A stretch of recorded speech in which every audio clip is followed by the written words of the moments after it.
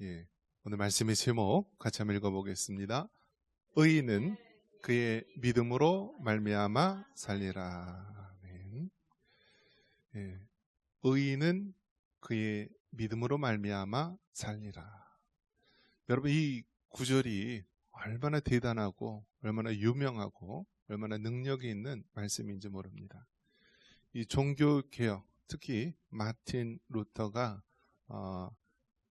외쳤던 그 캐치프레이즈, 그게 바로 오직 의인은 믿음으로 말미암아 살리라. 그래서 이 성경 구절이 정말 우리 기독교 신앙뿐만이 아니라 온 세상에 선한 영향력을 끼쳤던 그런 말씀입니다. 오직 의인은 그의 믿음으로 말미암아 살리라. 그러니까 의인이라는 것이 무엇이냐면 예수님을 믿어서 우리가 죄인에서 의인의 신분으로 변화된 것, 즉 성도를 가리키는 것, 그리스도인을 가리키는 것입니다. 즉 오직 의인은, 다른 말로 한다면 오직 성도들, 우리 그리스도인들은 오직 믿음으로 말미암아 구원을 받는다라는 것입니다. 즉 믿음의 다른 그러한 대립되는 말이 있다면 무엇일까요? 행위라고 말할 수 있습니다. 행위, 행동. 여러분, 사람의 본성이 무엇이냐면 사람은 육신적으로 보이는 것을 원해요. 여러분, 배우자를 만날 때 여러분 이쁜 사람 원해요? 이쁘지 않은 사람 원해요? 이쁜 사람 원하잖아요. 그러면 남자들도 고를 때 여자가 남자 볼 때도 이쁜 사람, 멋있는 사람 봐요, 안 봐요? 그냥 얼짱만 보는 게 아니라 요즘 뭐 보죠? 몸짱도 보잖아요. 그래서 심지어 성형수술이 있는데요. 성형수술도 왕자를 새겨준대요. 왕자를. 놀랍지 않으세요, 여러분? 왕자를 이 실로 이렇게 왕을 새겨놓는데요. 그러면 조그만 운동하면은 이 왕이 된대요. 왕자. 그러니까 무엇이죠? 사람은요, 뭔가 이 육신의 눈으로 좋은 것, 외모적이고 외관적인 것을 중요시한다라는 거예요. 여러분, 이 성형수술 왜 해요? 성형수술 왜 해요? 그냥 외모적으로 좋아 보이려고 그렇게 하잖아요. 그래서 어느 날 막 이 서울 강남이나 막 이런 서울의 이 도시를 가다 보면은요, 지나갔던 사람이 또 지나가고요, 또 지나가고, 지하철 타도 또 똑같은 사람이 있고. 무슨 뜻이에요? 성형수술을 너무나 요즘 유행하는 획일적인 사람으로 다 똑같이 만들어 놓는 거예요. 그러니까 똑같아요. 연예인들도 보면은요, 그냥 비슷비슷해요. 다 쌍꺼풀도 다 비슷한 데서 했는지 다 똑같고요, 코도 똑같고 다 똑같아요. 심지어는 이제 남자들도 그렇게 성형수술을 한다라고 합니다. 남자들. 그래서 남자들도 성형수술을 해요. 보면은. 왜 그렇죠? 육신의 눈으로 보기 좋은 것을 취하려고 해요. 그러니까 우리는 눈에 안 보이면은요, 불안해해요. 하나님을 믿는 것도요, 어떤 성향이 있냐면 눈으로 보이려고 자꾸 해요. 눈으로. 그래서 예전에 공포 영화, 뭐 드라큘라 영화 하면은요, 항상 나오는 게 뭐예요? 십자가. 그래서 십자가를 탁 저기 막 악마나 그런 드라큘라 그런 데다 탁 하면은요, 막 도망가고 떠나고 막 그렇잖아요. 십자가가 그래요, 여러분? 십자가가 그런 용도예요? 십자가는요, 정말 천하의 재수 없어 보이는 것이 십자가예요. 왜요? 우리가 사람을 죽일 때 어떻게 하면 가장 사람을 잔인하게 죽일까 해서 그 나온 발명품이 십자가예요. 사람을, 여러분, 양손과 발에 못을 박는다고 그렇게 쉽게 죽어요? 사람은 그렇게 쉽게 안 죽어요.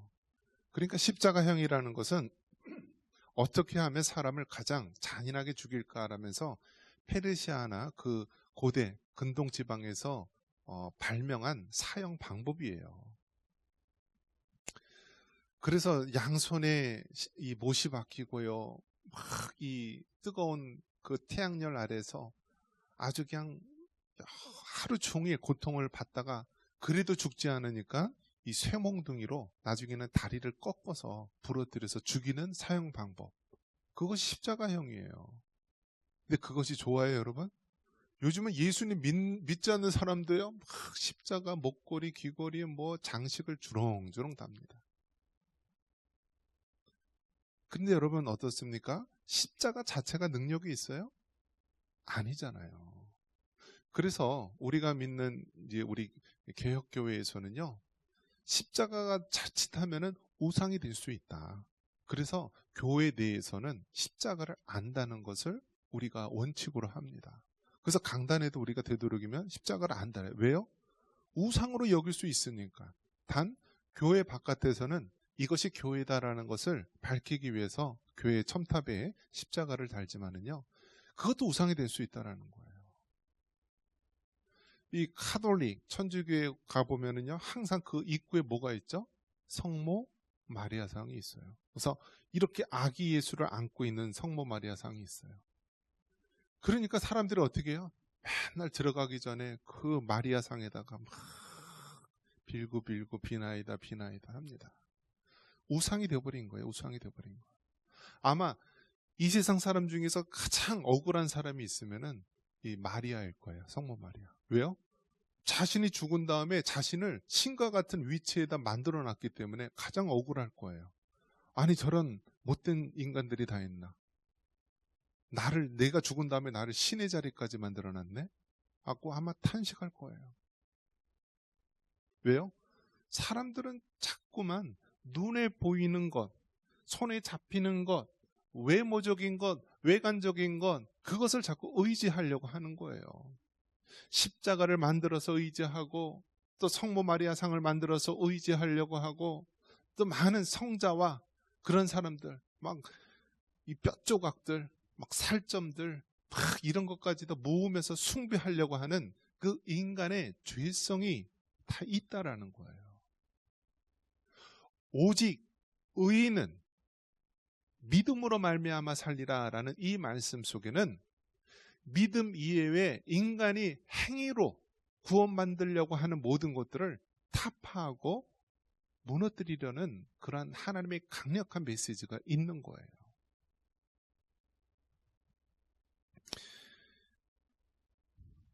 우리나라 인구가 몇 명이죠? 5,100만 명? 대략 한 5천만 명이라고 보죠. 이 인구조사에서 종교란에 보면은요, 기독교인, 뭐 일생에 한 번 나가든지 뭐 그런 사람이라 할지라도 기독교인이라고 한 사람이 몇 명인지 아세요? 1,000만 명이래요. 1,000만 명. 그리고 자신이 로만 카톨릭에 속해 있다라고 하는 사람이 한 500만 명. 엄청나게 많은 거 아니에요, 여러분? 굉장히 많은 거예요. 1,000만 명이라고 한다면 5천만 명 중에 1,000만 명이면 20%가 기독교인이라는 거예요. 그리고 플러스 자신이 카톨릭, 이게 포함되어 있다는 사람이 500만 명이에요. 1,500만 명? 그런데 왜 우리나라가 이 모양이죠? 온갖 불의와 불법, 거짓말, 죄악, 세속적인 모든 죄악들, 그런 것을 봤을 때 진정한 그리스도인이 몇 명이나 될까? 진정한 그리스도인, 진정한 하나님을 구주로 믿는 사람, 하나님의 말씀을 믿고 그 말씀대로 살아가려고 하는 사람이 얼마나 될까라고 했을 때, 여러분, 정말 100만 명이 아니라 1,000만 명이 아니라 100만 명도 정말 있을까 말까? 이단들은 또 얼마나 많이 있습니까? 그 이단들 숫자들 빼보면은 정말 우리가 하나님 말씀대로 믿고 성령의 인도하심 속에 살아가는 진정한 그리스도인이 몇 명이나 될까? 우리가 다시 한번 돌아볼 수밖에 없는 것입니다. 우리나라는요, 무엇이 강해요? 이 무속신앙, 샤머니즘이 강합니다. 그러니까 하나님 믿는 것 플러스 자기의 무속신앙적인 것을 굉장히 강조해요. 그러니까 가장 경계해야 될 것이 뭐예요? 우리나라 사람들, 하나님께서 우리나라 사람들에게 잘 안 주는 게 뭐예요? 예언의 은사를 잘 안 줘요. 왜요? 예수님을 무당으로 만들기 때문에 안 줘요. 너무나 무속신앙이 강해요. 꼭 연말되고 연초되면 용하다는 목사를 따라가서요, 말씀 받으러 간대요. 말씀. 뭔 말씀? 무슨 말씀? 그게 꼭 무속신앙하고 무당한테 가는 거하고 똑같지 않아요? 대상만 하나님, 대상만 석가모니에서 하나님, 무당에서 목사로 바뀐 것 뿐이지 뭐가 달라진 거예요? 그게 진정한 하나님 믿는 모습이에요?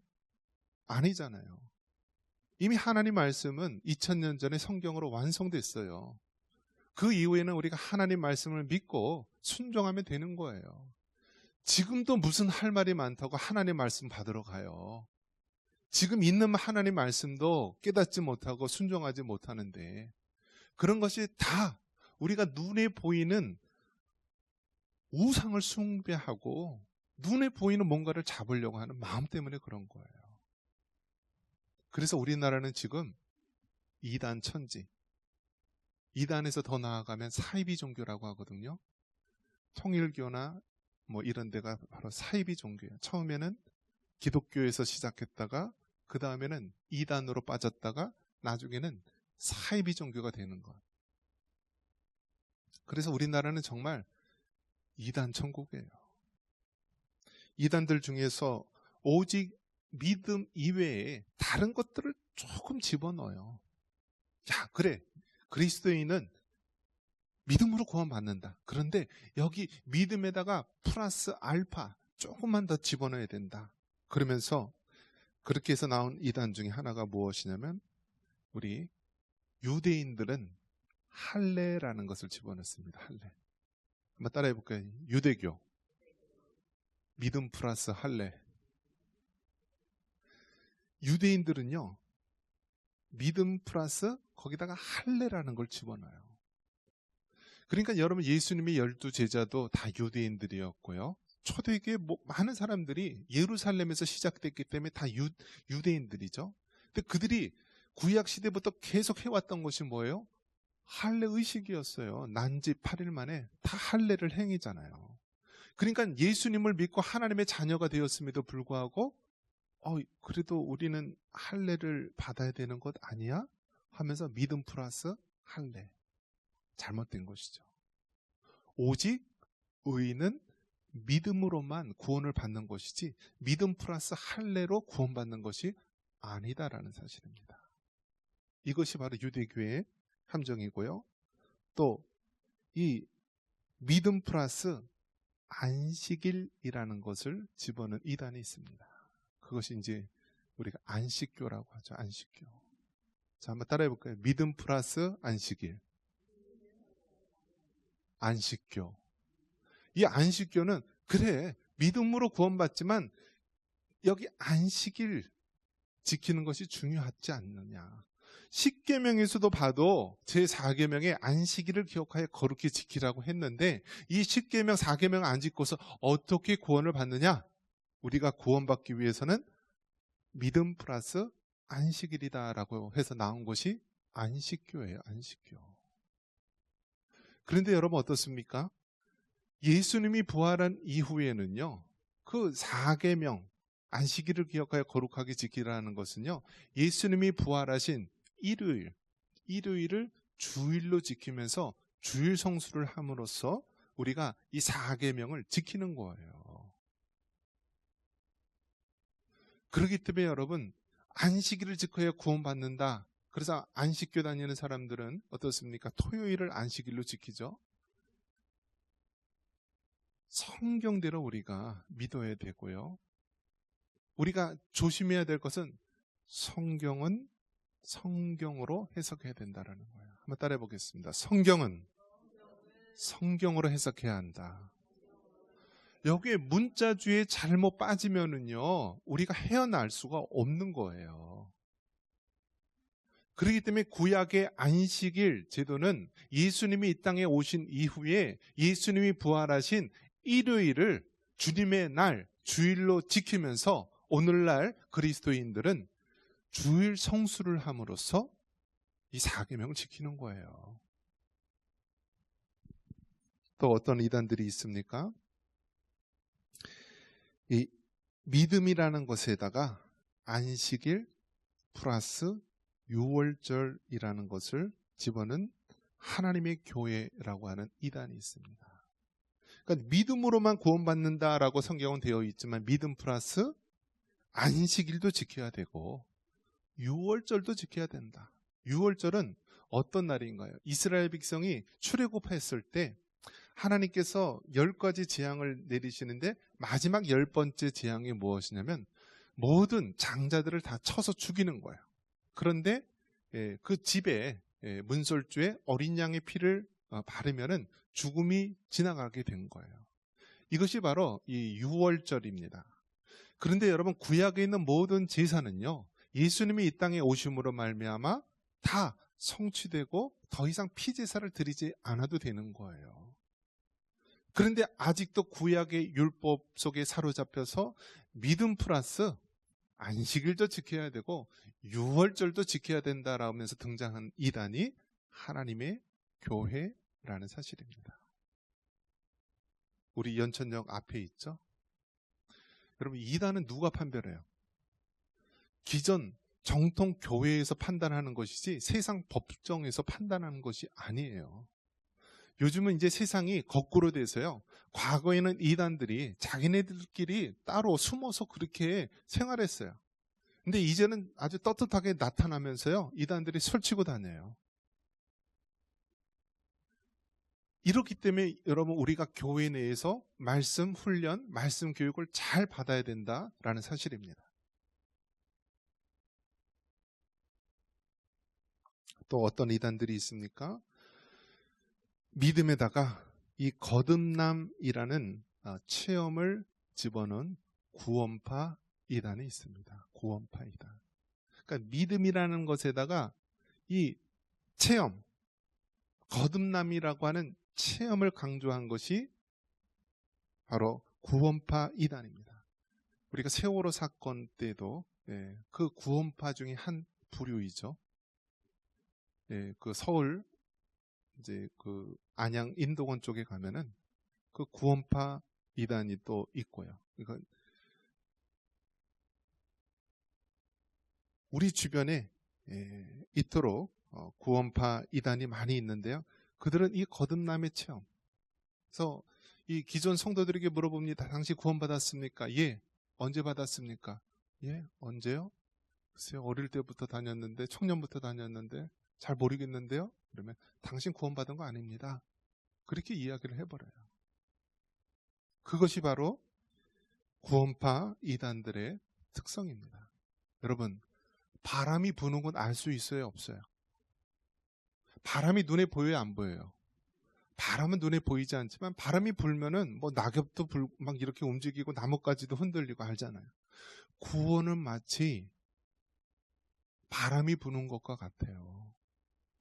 사도 바울과 같이 다메섹 도상에서 몇 년, 몇 월, 며칠 하나님을 극적으로 만난 사람도 있지만 어려서부터 부모님 손길 손잡고 가면서 또 뭐 청년 때 뭐 친구 따라서 이렇게 하면서 어느 순간 내가 예수님을 믿는 사람이 되어버린 거예요. 이런 사람들은 마치 바람이 부는데 어디서 시작해서 어디로 가는지 모르지만 내가 예수님을 인격적으로 만나고 믿고 있어요.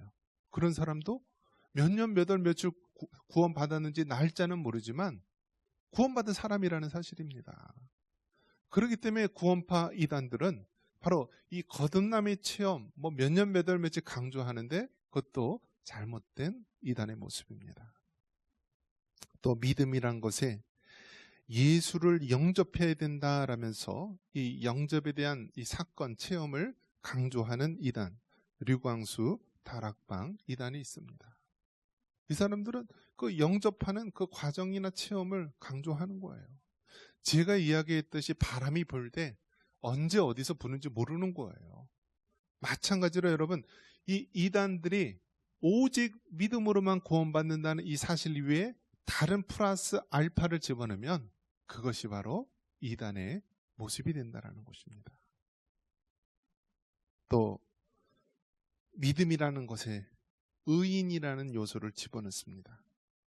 그래서 박옥수, 이단 이런 사람들은 의인을 또 강조하면서 또 있던 오직 믿음으로만 구원받는다는 이 진리에다가 다른 것을 자꾸 집어넣으려고 해요. 여러분, 가장 이단 중에 최고 우두머리가 누구일 것 같아요? 로마 카톨릭이에요. 교황이 최고 앞잡이에요. 그들은 어떻게 보냐면 교회가 먼저냐, 성경 하나님의 말씀이 먼저냐라고 봤을 때 그들은 교회가 먼저라고 본 거예요. 왜요? 교회가 하나님의 말씀을 정했기 때문에 교회가 먼저다. 그리고 교회의 우두머리가 그들은 교황이라고 보는 것입니다. 그렇기 때문에 교황의 말이 실질적으로는 성경보다 더 위에 권세를 두고 있는 거예요. 그런데 교황은 침해에 걸릴까요? 안 걸릴까요? 교황도요, 똑같은 죄성을 가진 사람이에요. 말이 바뀔 수가 있다라는 거예요. 불과 우리나라에 이제 천주교가 들어왔을 때 지사 문제하고 부딪혀가지고요, 얼마나 많은 사람들이 죽었는지 몰라요. 그래서 서울에 있는 저 절두산 앞에 가면은요, 그 초창기 천주교도들이요, 지사 문제와 여러 가지 유교적인 것과 부딪혀서요, 죽음을 당했어요. 그래서 절두산 꼭대기에서 머리를 댕강 자르면 떼굴떼굴떼굴 굴러서 그 한강변에 떨어진다라고 해서 그 산을 절두산이라고 불러요. 그래서 카톨릭에서는 거기를 성지라고 여깁니다. 그런데 오늘날 어떻습니까? 카톨릭이 제사 지내야 안 지내요? 지내요. 그들을 술 먹고 담배 안 핍니까? 잘해요. 아주. 이 신부님들 중에서요, 꼴초 많고요, 신부님들 중에서 아주 그냥 주당파가 얼마나 많은지 몰라요. 어떻게 그렇게 변했습니까? 그들은요, 교황의 말에 따라 그 시대마다 따라 자꾸 바뀌는 거예요. 언제는 제사를 드리지 말라, 그래서 순교까지 당하고 죽음을 당했는데 자꾸 변하는 것입니다. 하지만 우리 개혁교회에서는 어떻습니까? 하나님의 말씀인 성경이 우선하기 때문에 이것을 변개할 수 없다라는 사실입니다. 종교개혁에 많은 위대한 인물들이 나오게 되었고요. 중세 교회 때 이 카톨릭과 이런 교황들의 악에 대해서 저항했던 많은 순교자들이 있었습니다. 영국의 존 위클리프라고 하는 사람은요, 그 당시 라틴어로 되었던 그런 성경을 또 영어로 번역을 했던 그러한 종교개혁의 선구자였고요.